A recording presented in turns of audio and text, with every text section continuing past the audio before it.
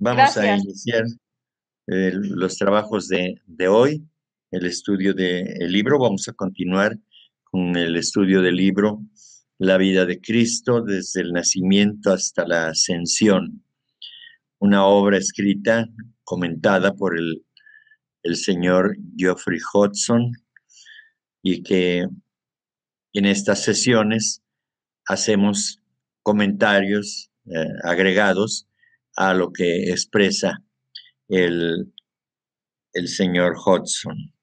En Mateo 4:9 dice, todo esto te daré si te postras y me adoras. Esto le dijo el diablo, según la escritura.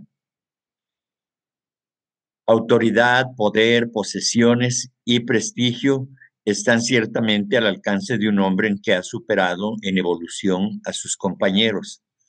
Es decir, pueden ser los compañeros discípulos o los compañeros de raza. Ejerciendo sus poderes superiormente intuitivos e intelectuales y usando deliberadamente sus fuerzas magnéticas para arrastrar a las masas, puede convertirse en su caudillo y ser aclamado por sus dotes. Esto nos hablaría de una persona egotista, ¿sí? Es decir, que desea mostrar sus poderes, ¿verdad? Para que sea admirado, para que sea idolatrado y todo esto que dan muchas satisfacciones al, al principio emocional, al principio kama manásico, fundamentalmente, que es el principio de los deseos, kama. Muchos de los que recorren el camino de santidad sucumben ante esta prueba, es decir, la tentación de la vanidad, del orgullo, ¿no? Del orgullo intelectual o del orgullo por ejercer ciertos poderes. Es cierto que más adelante descubrirán el carácter transitorio de lo mundano y de los tronos terrenales y el apoyo de las masas. Sí, desde luego que ya en este caso se da cuenta de que todo eso es banal, que no sirve para nada más que para inflar el orgullo y la vanidad y el egotismo, por supuesto. La mirada penetrante del hombre espiritualmente iluminado percibe la vacuidad de las cosas materiales, lo inestable de todo poder temporal y lo engañoso de toda gloria externa. La vergüenza de sucumbir también actúa como freno e instructor. Todo el que ocupa un alto cargo o alcanza una prominencia intelectual o espiritual, el monte muy alto al que llevó el diablo a Jesús. Habíamos dicho que el diablo representa al mal y es a través del mal que tenemos la oportunidad de luchar precisamente contra el mal y eso es lo que nos obliga, nos impulsa a elevarnos por esa condición deplorable en la que se encuentra el ser humano, ¿sí? Y aquí haremos alusión al dicho aquel que dice, no hay bien que por mal no venga, ¿sí? Entonces, el bien es el resultado de el acicate del mal para que despierte esa alma que está dormida. Y una vez que despierta, desecha al mal. Desde luego, el mal sirvió para el despertar de la conciencia espiritual. Debe tomar su decisión en esta prueba que se repite una y otra vez hasta que se vuelva imposible el fracaso. Por supuesto que en este caso el maestro del discípulo le insiste una y otra vez que se cuide mucho de las tentaciones. Incluso hay tentaciones que son propiciadas, son puestas por los propios maestros para probar el carácter del discípulo, si ya está fuerte y está listo o todavía le falta. Entonces, desde luego que en estos casos ya son discípulos muy avanzados y difícilmente van a caer, pero sin embargo, las pruebas deben hacerse porque el maestro debe estar seguro 100% de que no va a haber un fracaso. Bien, entonces ya teniendo el contexto, continuamos. En Mateo 4:10, dícele entonces Jesús, apártate, Satanás, porque está escrito, al Señor tu Dios adorarás, solo a Él darás culto. El comentario es el siguiente. En la vida de pueblos e individuos llega una hora en que hay que escoger entre lo bueno y lo malo, entre lo superior y lo inferior. El hombre que aspira a la iluminación, adelantándose a su raza, es decir, que se pone por encima de la condición en que se encuentra la sociedad humana en ese momento, se encuentra con esta prueba en sus formas más ácidas y agudas. Si está bien arraigado en el conocimiento de la realidad suprema, está protegido contra todos los hechizos que le ofrece el mundo de lo irreal, representado en este caso por el diablo, que es la materia, con todas sus sugerencias del disfrute, del placer y de todo lo banal. Así lo está Jesús, y por eso despide finalmente a Satanás, es decir, al mal, y afirma como única meta digna de un hombre iluminado, la de adorar a Dios y rendir culto a la deidad suprema, trascendente e inmanente, que se encuentra en él, o sea, en el hombre ya iluminado y que ya percibe claramente esa inmanencia y por supuesto que esa inmanencia de Dios que está dentro de ese hombre iluminado y que es trascendente porque va más allá de la condición humana y se convierte en un semidios, en un superhombre, en un salvador de la humanidad. En Mateo 4:11 dice, entonces el diablo lo deja, y he aquí que se le acercaron unos ángeles y le servían. El comentario es el siguiente.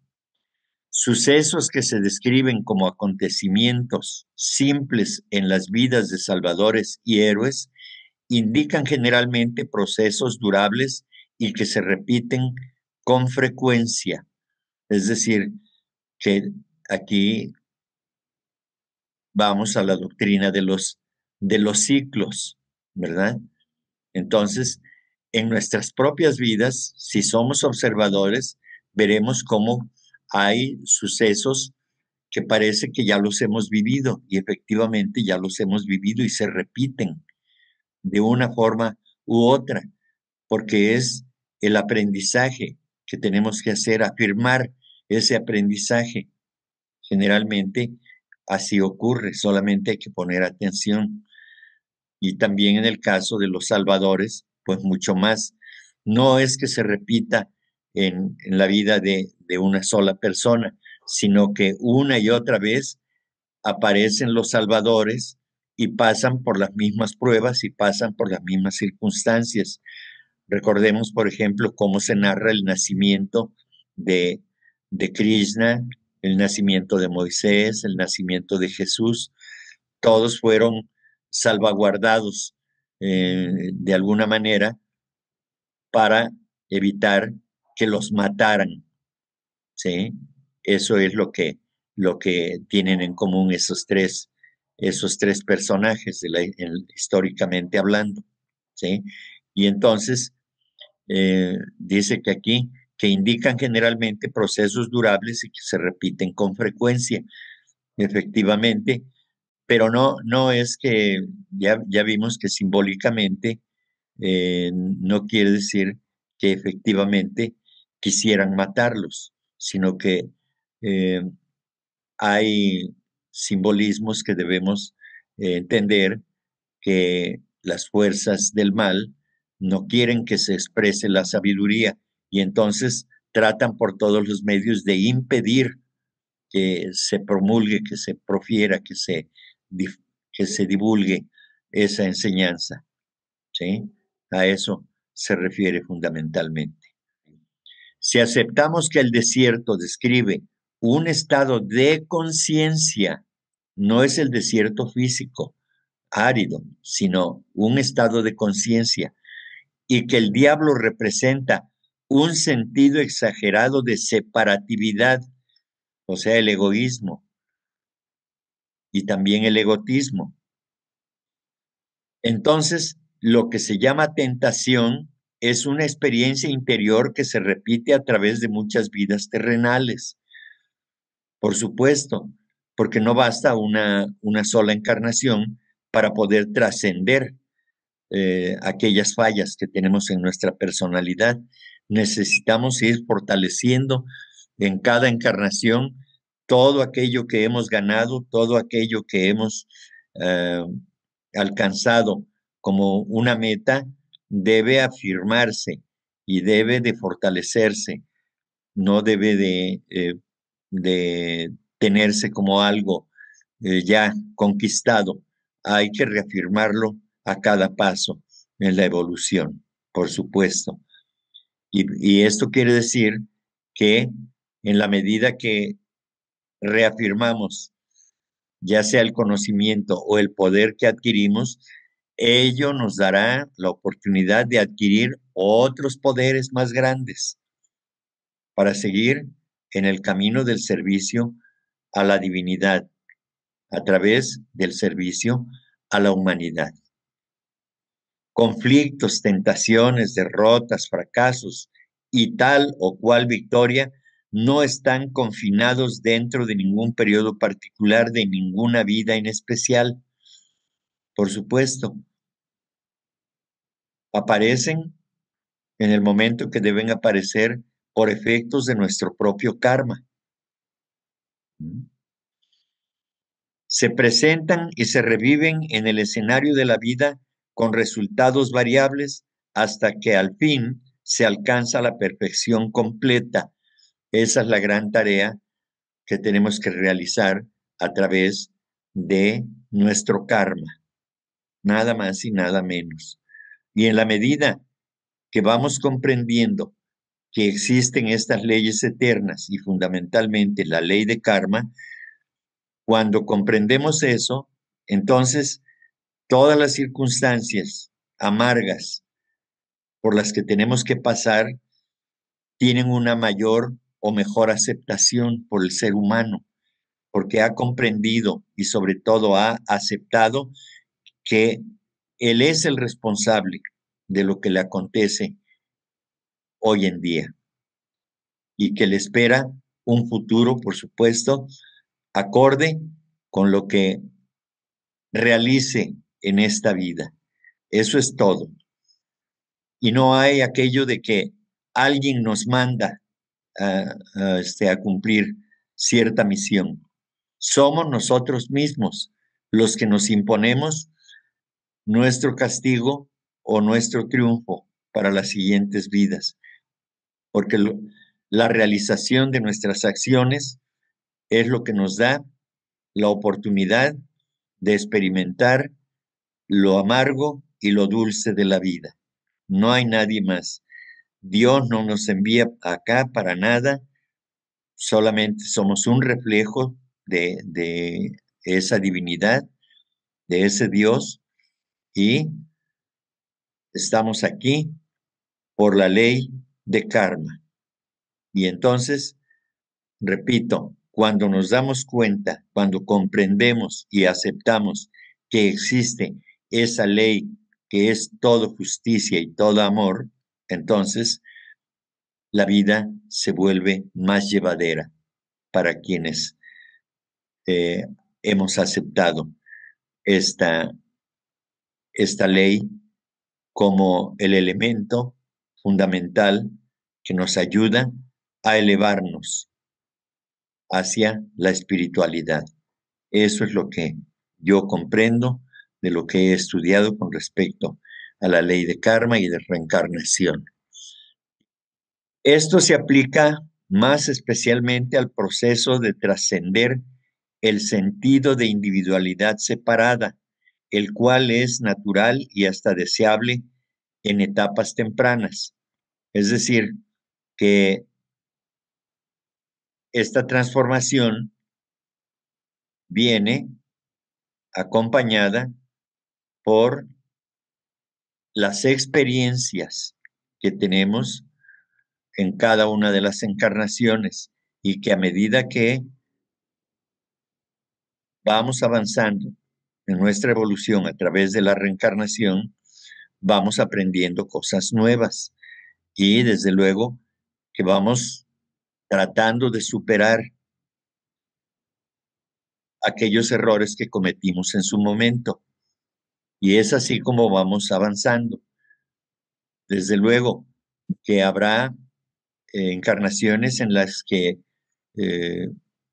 nos detenemos porque no podemos, porque no queremos, y entonces, pues, karma se encarga de impulsarlo a uno a través de el sufrimiento, por supuesto. Entonces, en estas etapas se considera que es natural que haya egoísmo de parte del individuo. Esa individualidad se siente separada y entonces es un acendramiento, digamos, de una afirmación grande del egoísmo. Y entonces el individuo se siente separado de los demás, ¿verdad? Pero en esta etapa, como decíamos con relación a la figura del diablo,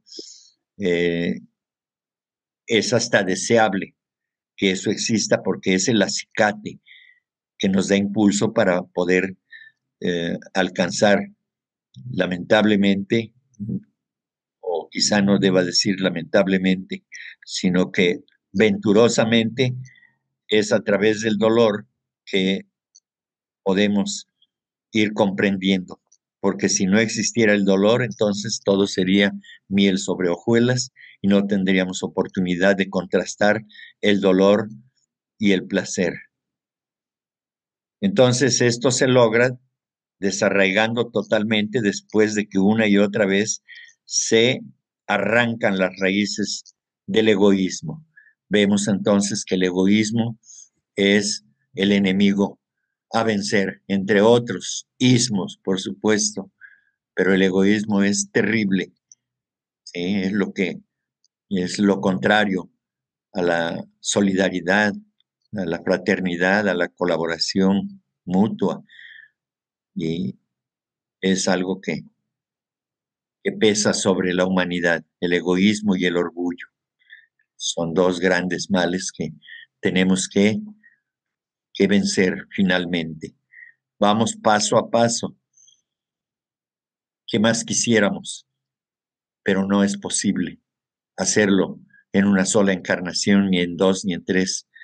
Hay que pasar muchas, cientos de encarnaciones o miles quizá para que podamos alcanzar este estado de altruismo que tanto beneficia a la humanidad. Al acercarse el aspirante a nuevas y más avanzadas etapas de evolución y entrar en ellas, estos estados mentales e impresiones corporales se desvanecen naturalmente, aunque hay que persistir en la tarea de destruir viejos hábitos establecidos. Sí, por supuesto, mientras estamos en esta condición de seres humanos normales, vamos a decir, y hasta ciertas etapas de las primeras iniciaciones, hay que trabajar incansablemente para arrancar de raíz todo lo que haya quedado de maldad en esa alma. Poco a poco se van arrancando las hierbas venenosas, tóxicas, que nos envenenan como almas, desde luego. Y por supuesto que vamos estableciendo pautas para erradicar el egoísmo, el orgullo, la vanidad, la prepotencia y el deseo de poder, el deseo de dominación hacia los demás, de esclavizar mental, física o emocionalmente a los demás. Y entonces todo eso lo hacemos en una vida. A veces atendemos mayormente un aspecto, a veces otro, pero siempre tendremos ayuda de otros seres humanos que nos dan ejemplo de cómo hacer las cosas y de cómo vivir mejor. Y así es como vamos trascendiendo paso a paso cada uno de estos lastres que tanto nos obstaculizan y nos impiden avanzar más rápidamente, pero como se dijo anteriormente, es necesario hacerlo de esa manera, porque el proceso no es sencillo, tenemos que ir aprendiendo y el aprendizaje en las cosas del alma no es como aprender en la universidad o en la escuela primaria. Es necesario experimentarlo, vivirlo y vivirlo intensamente para que quede bien grabado ese proceso. Así que finalmente el sufrimiento es necesario. Oye, Enrique, con respecto a la ley kármica, pues ya sabemos que cuando regresamos se nos da una dosis, por decir así, de lo que nos vamos a tener que vivir en la nueva encarnación. Sí. Y con respecto a lo que vamos viviendo en esta nueva encarnación, se nos va dando de igual manera una dosis paulatina de tal manera que podamos ir aprendiendo o podemos ir tranquilos durante un tiempo y más adelante llega un sufrimiento muy fuerte, o cómo es que la ley kármica dosifica, por decir así, lo que vamos a pasar en esta encarnación. Gracias. Sí, bien. Digamos, los señores del karma son solamente los registradores, son los escribanos, digamos, son los que escriben llevan un registro, digamos, en la luz astral de lo que hacemos, ¿sí? Y desde luego que cuando regresamos, la señora Blavatsky dice que somos lanzados por la ley, no dice que los señores del karma le den a uno una carga determinada. Yo creo que dependemos eso depende de lo que nosotros con nuestro libre albedrío queramos resolver. Es decir, que regresamos a este plano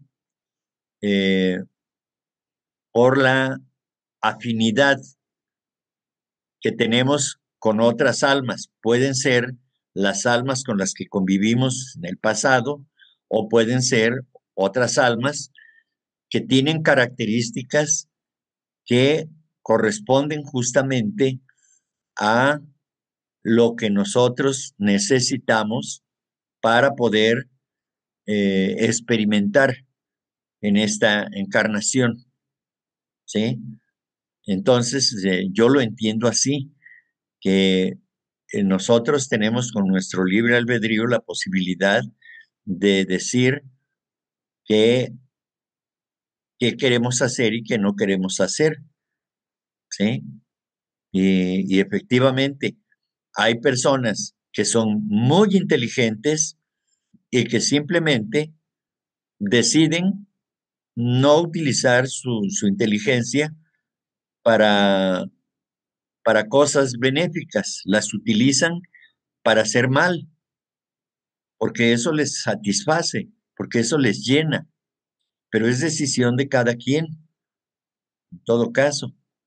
Por supuesto que las características que tenemos son únicas, son individuales, y eso determina qué es lo que vamos a realizar en nuestra vida, ¿sí?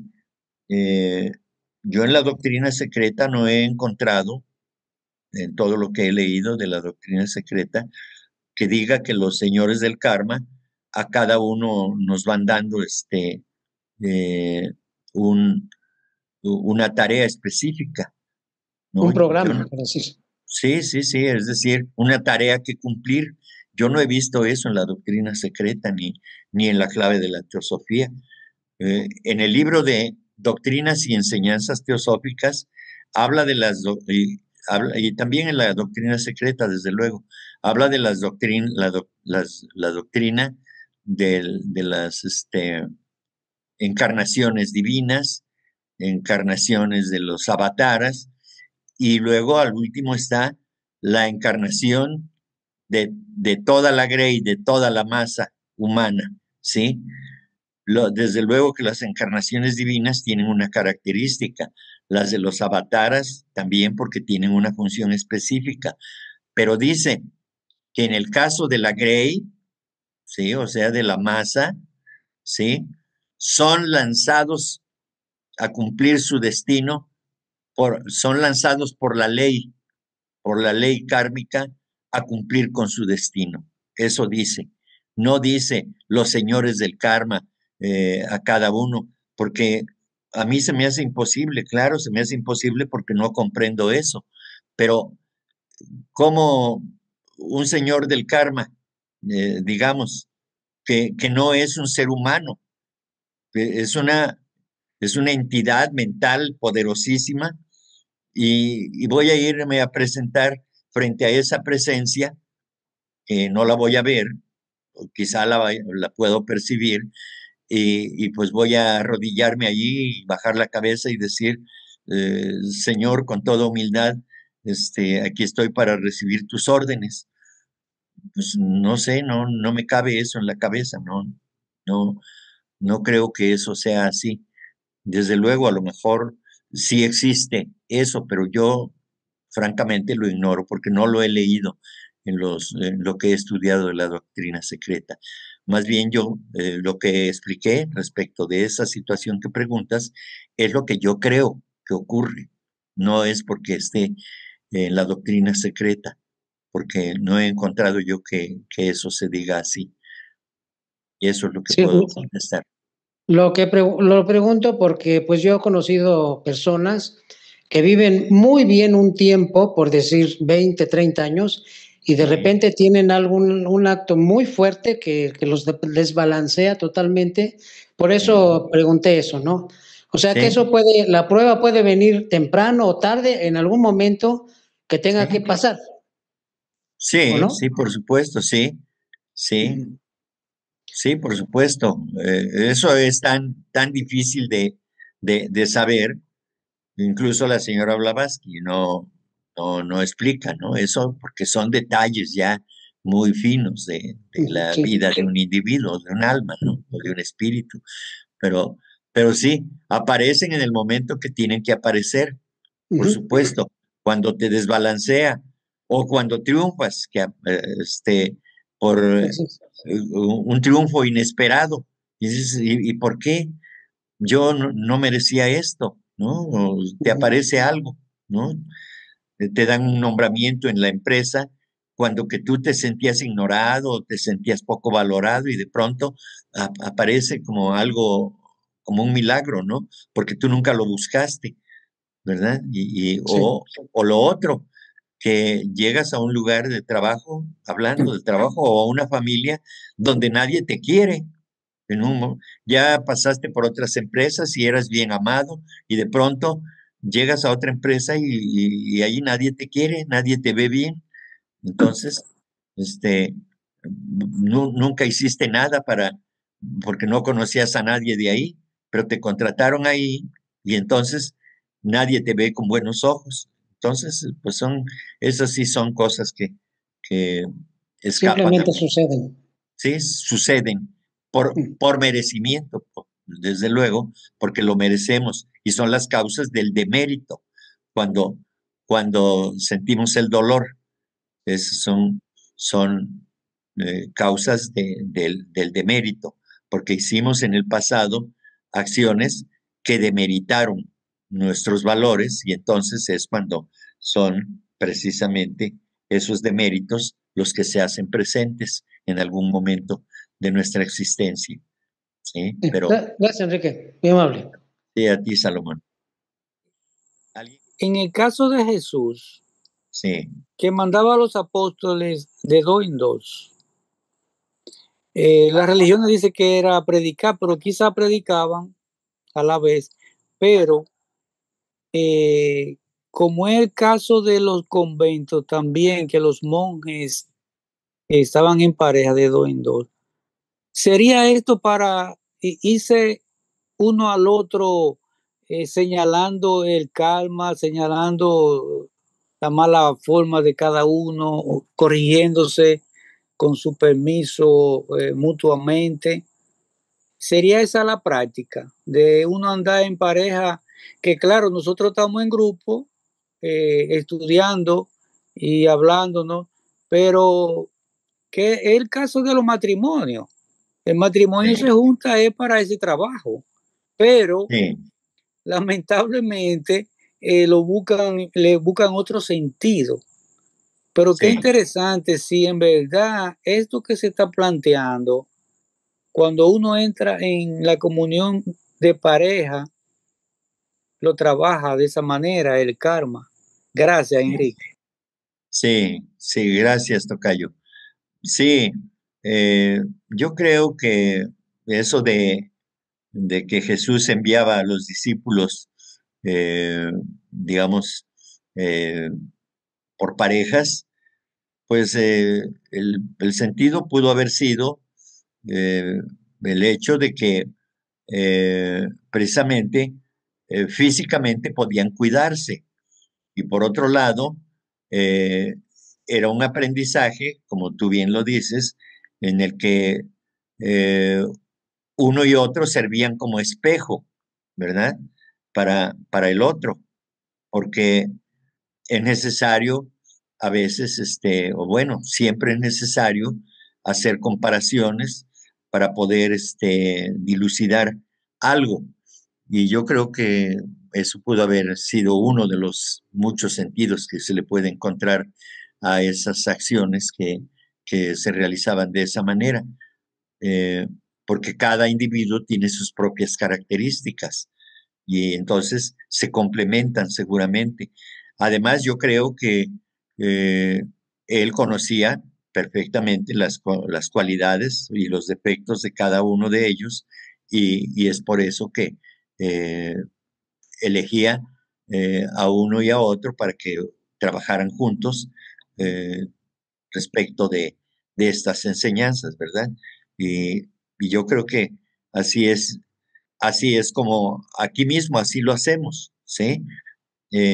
A veces no se expresan las cosas, pero si hiciéramos un conversatorio, escucharíamos diferentes opiniones sobre una misma materia, sobre un mismo tema, porque cada quien tiene su propia manera de interpretar las cosas y eso es lo valioso. Así nos enriquecemos todos, ¿verdad? Entonces yo creo que ese puede ser una de las interpretaciones, Enrique. Sí. Bueno.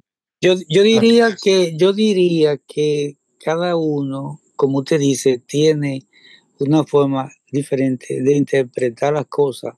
Yo no creo que es así. Yo lo que creo es que cada uno tiene como esa parábola que recibe la información diferente al otro. Entonces, por mutuo acuerdo y por hermandad, cada uno le transmite lo recibido al otro. No sé si me entiendes. Sí, sí, sí. Pero yo creo en todo caso que si había, no lo sé, si había la instrucción de trabajar sobre un aspecto específico, entonces no habría manera de que dijera, bueno, yo voy a desobedecer al maestro y yo voy a hacer otra cosa, ¿sí? Cada quien utiliza, y eso lo podemos ver en las enseñanzas de los maestros, en las cartas Mahatma, claramente se ve cómo la enseñanza, las directrices que da el maestro KH, son más dulces que si te tiene que atender a la enseñanza del maestro M. El maestro M es más estricto en su forma de hablar, de transmitir las indicaciones, ¿sí? Eh, para el maestro M, las cosas son de una manera, digamos, pudiéramos decir, más dura, ¿sí? Se percibe así, aunque están llenas de amor, por supuesto. Y las enseñanzas del maestro KH, yo las interpreto como más dulces, más digamos, más compasivas en cierto grado. Entonces, eh, igualmente, si a mí el maestro me da una indicación, entonces yo utilizaré mis propias características para poder transmitir, para poder enseñar, para poder compartir algo que el maestro me indicó que lo hiciera y lo puedo hacer de una manera a mi modo, pero mi compañero, hermano, que también recibió la misma indicación, entonces él lo puede decir de otra manera porque lo percibe de otra manera, porque ningún individuo es igual. Eso es lo que yo creo. Wow, la sutileza del ego no impide esa práctica. Exacto, sí es. Entonces, en eso radica precisamente lo valioso de las enseñanzas. El señor Buda dice, aunque 1.000.000 diga, eh, eh, asegure que tal cosa es verdadera, si tú no estás de acuerdo, estás en tu derecho de no estar de acuerdo y entonces tendrás que trabajar para demostrar que tú tienes la razón, hasta encontrar la verdad. Si coincide, enhorabuena, pero lo lograste tú por ti mismo. Entonces, yo creo que es lo valioso de estas enseñanzas, que en este caso yo estoy dando una explicación de lo que estamos exponiendo, de lo que escribió el señor Hodgson, pero yo estoy seguro que otro hermano, pues lo diría de otra manera, seguramente, porque es mi percepción, es mi sensibilidad, lo que yo expongo es de acuerdo a mi sensibilidad, de acuerdo a lo que vibra en mí y la forma en que lo digo también. Y así, a veces sobre una misma cuestión, la forma de interpretarlo varía, o no a veces, yo creo que siempre, y es así, y no solamente en la percepción intelectual, sino en lo emocional y en lo espiritual. Y así es, y esto es lo bello, lo valioso de esta enseñanza, eh, que nos da la libertad de pensamiento que promulga la sociedad teosófica, ¿verdad? Y esto es lo importante que debemos valorar. Eso es lo que creo. Sí, escúcheme, un último comentario. ¿Sí? Qué interesante este momento con este sistema de comunicación que existe para ese tipo de práctica y nosotros no le estamos poniendo atención. Usted ve a veces que lo tenemos grupal y a veces en el grupo hablan 2 y 3 y 5. Y un comentario, gracias, tocayo. Sí, Escúchame. gracias a ti, sí. Sí, efectivamente, pues el espacio está abierto, la oportunidad es para todos. Quien no desea eh, expresarse, pues lo respetamos y bueno, finalmente su pensamiento, su presencia son importantes. Todos somos valiosos aquí. Bien, gracias. Entonces vamos a continuar. Yo quisiera decir una última cosa de eso que Sí, usted dice. sí, Es que me perdonan algunos, vemos como casi 30 personas aquí. Es como usted dice, la mínima cosa, aunque sea más inconsciente, por favor, eh, comuniquémonosla. Gracias. sí, sí, repito. Eh, yo a lo largo de más de 4 décadas he conocido a muchas personas, he recibido sus comentarios, sus enseñanzas y demás, y ahora me toca estar de este lado en el que el compromiso es mayor porque tiene uno la responsabilidad de comunicar ideas que pueden estar equivocadas o no, pero siempre escuché acerca de la petición a que participaran en las sesiones presenciales. Y pues no, pues las personas se cohíben, las personas no quieren hablar y demás. Y a veces con insistencia se dice, hablen por favor, expresen, digan, para que enriquezcamos. No sabemos por qué no quieren expresarlo y eso siempre lo voy a respetar. No, no se puede presionar a nadie a que participe abiertamente. Yo estoy muy agradecido con que asistan, con que me escuchen, con que me tengan paciencia y eso es muy valioso desde luego. Eh, yo voy a comentar rapidísimamente. Eh, en los primeros meses que yo asistí a la Sociedad Teosófica, me pidieron que yo hablara sobre eh, tres, tres de los versículos que vienen en el libro de A los pies del maestro. Y bien, de esos tres, versículos, que ahora los puedo desarrollar en 20 minutos o media hora dando una explicación acerca de su contenido, en esa ocasión no tardé más de 2 minutos, creo, en explicar lo lo que decía el contenido, porque yo estaba muerto de miedo y de pena, de nerviosismo, porque había personas que sabían muchísimo más, que estaban muy, ya muy enteradas de los conocimientos teosóficos, y yo acababa de empezar, y bueno, entonces el que era el presidente de la logia dijo, bueno, ¿eso es todo, hermano? Le dije, sí, eso es todo. Y entonces dice, muy bien, pues habrá que reconocer la capacidad de síntesis que tiene el hermano, ¿verdad? Fue muy generoso conmigo, desde luego, pero a veces es tan difícil poder expresarse frente a quienes consideramos que saben más, que no nos atrevemos.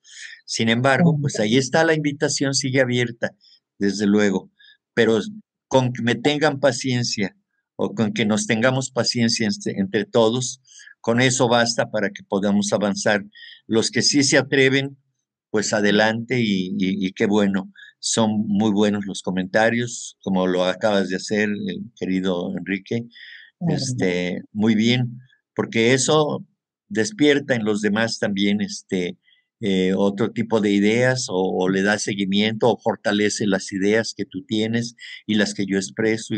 Es valioso, desde luego, que nos escuchemos, pero si no se puede, porque no quieren, no podemos obligar a nadie, por supuesto. ¿Ok?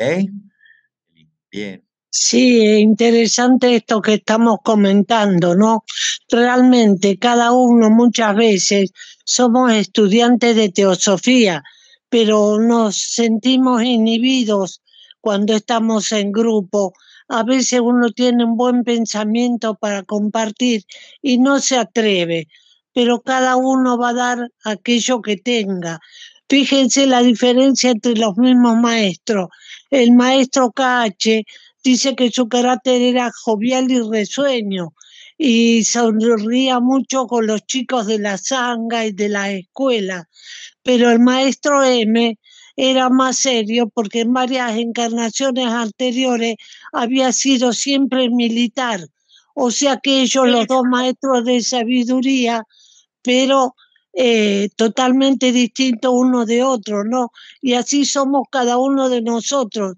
Cada uno hemos traído lo que hemos recogido de otras vidas y estamos juntando en esta y tratamos de aprender algo más, pero todos somos útiles y servidores para el maestro, nada más. Muchas gracias, Nelly, por tu importante y valioso aporte, porque así es efectivamente. Somos el resultado del pasado, de nuestro propio pasado, individualmente cada uno, por supuesto. Gracias. Al acercarse el aspirante a nuevas y más avanzadas etapas de evolución y entrar en ellas, estos estados mentales e impresiones corporales se desvanecen naturalmente, aunque hay que persistir en la tarea de destruir viejos hábitos establecidos. Esto creo que ya lo habíamos comentado, porque efectivamente hay que arrancar todo en todo lo que consiste el pasado para poder avanzar. No podemos quedarnos anclados en esos viejos hábitos, hay que renovarnos. La, la, la evolución es renovación constante, permanente y eterna, por supuesto. Al fin se alcanza la completa liberación. Se reconoce que la propia existencia de uno mismo es una expresión de la realidad suprema. Entonces se experimenta un estado de conciencia superiormente excelso, ilimitado y libre de todas las restricciones, y se entra en comunión con los aspectos divinos de todos los seres, de todos los seres. Este desarrollo está descrito alegóricamente en este versículo 11, que relata que el diablo deja a Jesús y de ahí en adelante los ángeles le sirven a Jesús. ¿Sí? Es decir, las huestes angélicas se ponen al servicio de un ser que ha trascendido la materia y que ahora ellos lo consideran como su guía, como su maestro, como su benefactor, y están dispuestos a servirle. Por supuesto, no a servirle en lo personal, sino a servirle para que continúe con su obra redentora de la humanidad, porque Él ya se redimió a sí mismo como hombre, como ser humano, como ser divino que es, y ya se ha redimido, se ha salvado, digámoslo así, pero Jesús no desea salvarse como lo hizo el Buda y como lo hizo Krishna y como todos los grandes seres, no se salvan a sí mismos para disfrutar de una vida pacífica, de una vida llena de paz, sino para poder continuar sirviendo a la humanidad, para poder servir al mundo, para que el mundo cada día sea mejor en su proceso evolutivo. Ese es el trabajo que está sustentándose en este momento por parte de todos los grandes seres, de los maestros de sabiduría que están guiándonos, que están guiando a la humanidad hacia la consecución del objetivo primordial, que es la emancipación de el ser, de la materia que nos tiene atados aquí en este plano, con todas sus derrotas, con todos sus placeres, con el sufrimiento, con el dolor, con las alegrías y con todos los contrastes que nos da esta vida, es como vamos avanzando. Entonces, cuando despide Jesús a Satanás, despide de su vida, destierra para siempre, arranca de raíz el mal que lo persiguió o que fue su compañero durante toda su evolución como ser humano. Así que este es el camino que nos queda por delante y sigamos luchando. El camino es el camino del amor, es el camino del servicio, de la fraternidad, Y en la medida que lo logremos, en esa medida vamos a ir avanzando junto con la humanidad, porque no estamos solos, no somos separados, todos somos una unidad. Y en la medida que avanza uno, en esa medida avanza la humanidad. Oye, Enrique, con respecto a lo que, no sé si entendí bien, pero Jesús es el único que regresa para ayudar a la humanidad y no Krishna, ni el Buda, ni Zoroastro, ni todos los demás. No, sí, todos han regresado en algún momento. Ah, Sí, sí, por supuesto, todos han regresado en algún momento, pero no es el regreso eh, quizá como quisiéramos, aunque se sabe, se dice en la literatura teosófica y en todas las literaturas antiguas, eh, cómo aparecen de tiempo en tiempo, según sea la necesidad del mundo o de la humanidad, en su caso, ¿sí?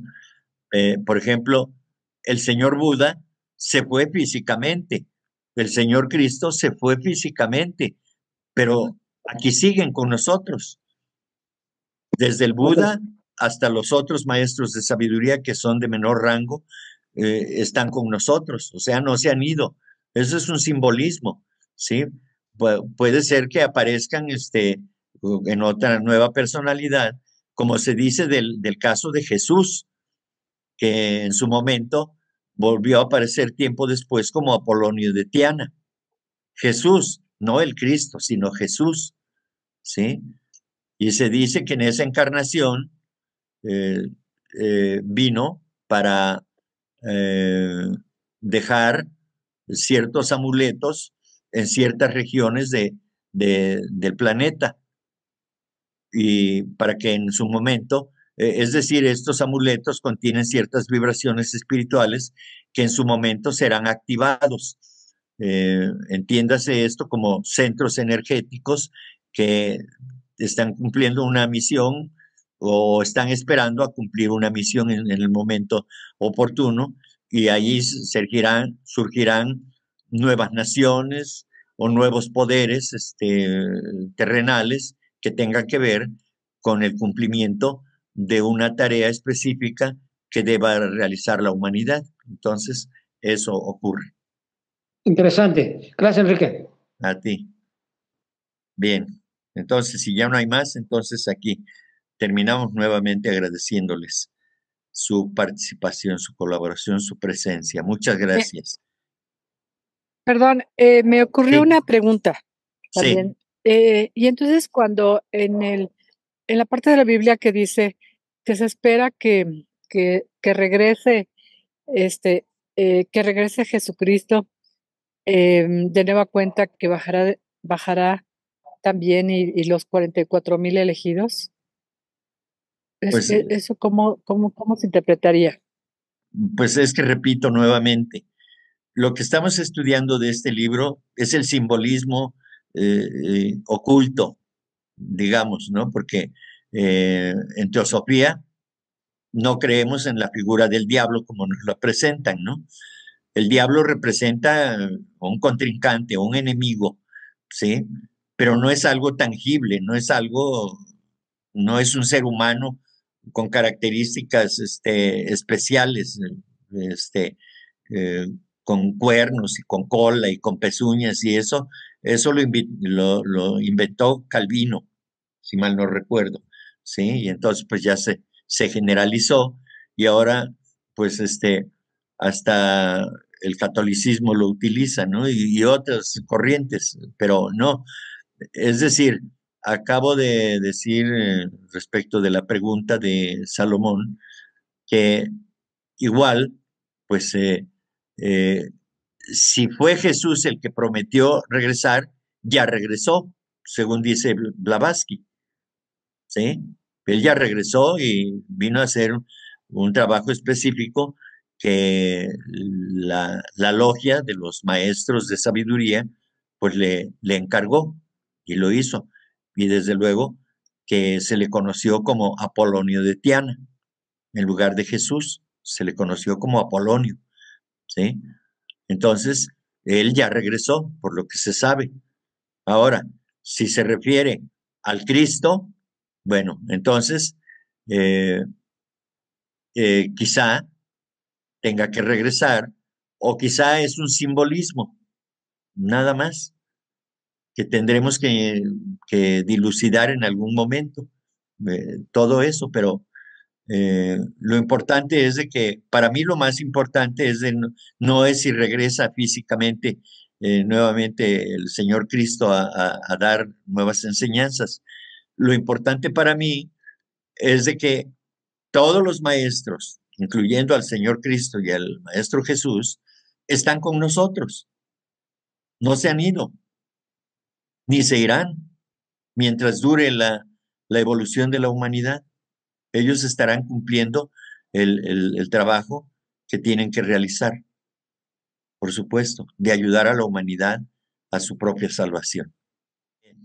Reitero mi agradecimiento para todos.